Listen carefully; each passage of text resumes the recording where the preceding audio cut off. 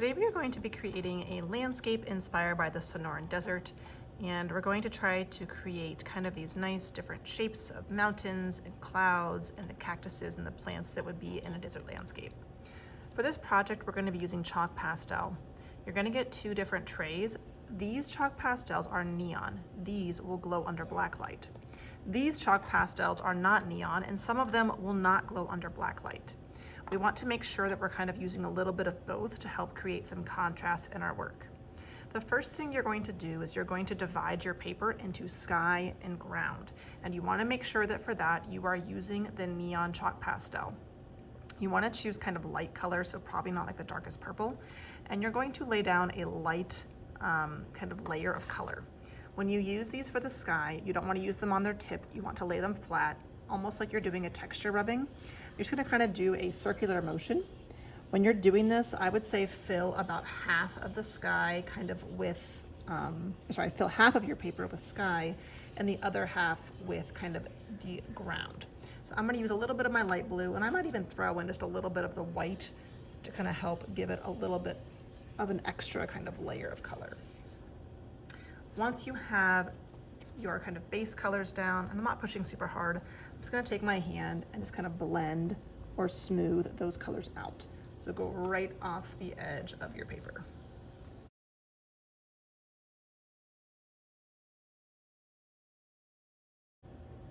Now that I have that done, I'm going to choose kind of the desert color.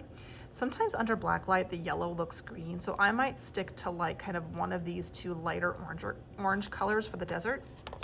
And again, same kind of technique. You're gonna lay it flat on its side. I am not pushing down super hard. If you're seeing just a ton of dust, then you're probably pushing a little bit hard. Make sure that this bottom color kind of comes up and touches or reaches your sky color. Again, if you want to throw in like a little bit of white just to give it a little kind of a lighter shade, that is fine too.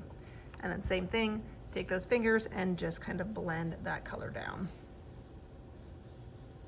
Once you have blended kind of those two base colors down, then you are ready to start creating your stencils. So you're going to create a stencil for kind of these cloud shapes, a stencil for the little kind of mountain ranges, and also a stencil for kind of these little almost plateau-ish shapes. I'm going to just slide my paper out of the way while I make my stencils. You're going to have a skinnier piece of paper, and you want to make sure that when you're drawing this, it's going kind of the length of the paper.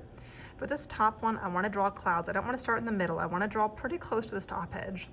And keep in mind that whatever you are drawing, you are going to have to cut. So some kids do like these really tiny bumps, which are fine. You can do some smaller bumps, but you have to cut whatever you draw.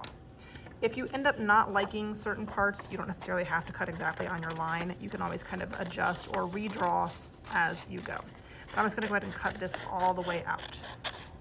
Now that I have my clouds cut out, I don't need this piece. I'm kind of going to put that piece away. And I'm going to go ahead and line this up kind of near the top of my paper. Today, when you're doing these layers, you want to start at the top and we're going to work our way to the bottom. So clouds are first. I'm going to line this up kind of with my paper. If it's a little bit larger, that's fine. And if I want to tilt it a little bit so it's not quite so straight and perfect, that's fine too.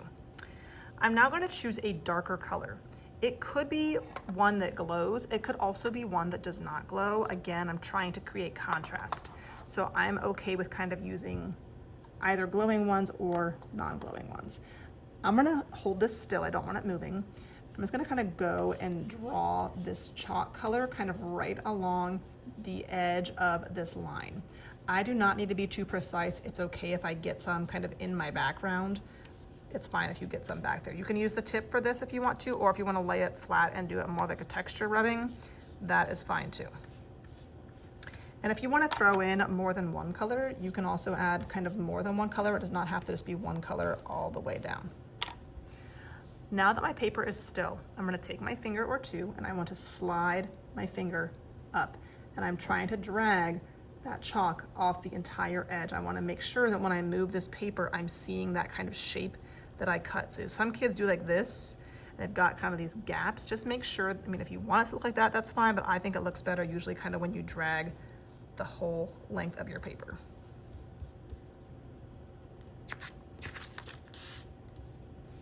Now that I have that done, I'm just gonna kind of peel this up, and I have that kind of nice cloud shape. I'm gonna do that probably 2, maybe 3 times. I'm gonna use this same paper. I can kind of like overlap it and tilt it the other way. I can also flip it over and kind of the other way so it's not quite the exact same cloud shape, just again and again. I can use the same colors. Again, I could throw in some of those more neon colors, but I'm gonna add about 2 or 3 layers of clouds. Now that I am done with my clouds, I'm going to kind of move on to my kind of middle mountain range. This one I'm gonna do kind of greens. And I need to use kind of a different side of my chalk paper.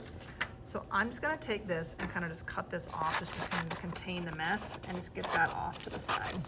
I'm just gonna use this paper and I'm gonna draw kind of this little mountain range that I want to use for this middle section. It doesn't need to be super bumpy, it can kind of be more like hills.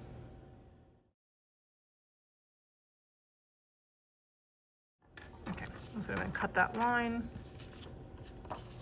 nice and neat.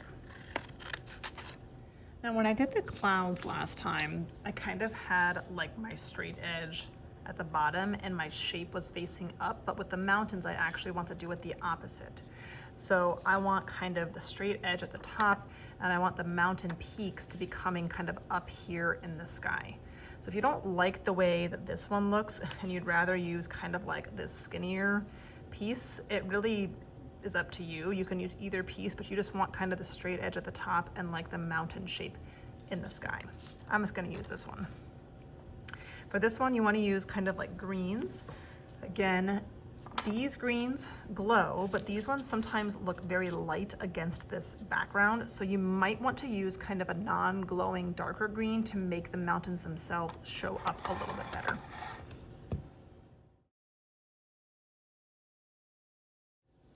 If you ever go to like take off your stencil and you feel like this line is hard to see, you can pretty much fit it kind of back in almost the exact same spot. And if you need to go back and just add like a little bit more of another color just to make part of the design stand out a little bit more, you can usually go back and kind of fit it back into that same spot. That usually happens when kids maybe don't put enough chalk and it's just harder to kind of sort of see what the overall design is. We just probably want about 1 kind of mountain range. If you want to add a second one, you could try to throw a second one in there, but it should be pretty close to this one.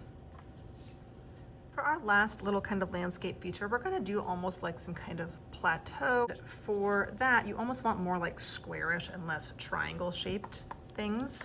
If you have some space at the bottom of this shape, you can definitely use this one, or if you need a new one, you can grab a new one. I think I can just take this one though and kind of draw my my shapes on here.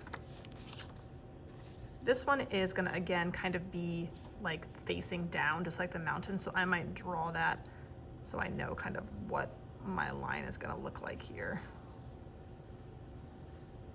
So kind of more like square-ish, and then I'll go ahead and cut that off. Now that I have that shape cut, again, I'm kind of wanting to make sure that like my line is at the bottom and my straight edge is at the top. And I'm going to kind of put this up here and I'm going to be using probably more like oranges, the darker oranges in my glow one, and maybe even some brown, kind of like that desert kind of sand or clay almost texture.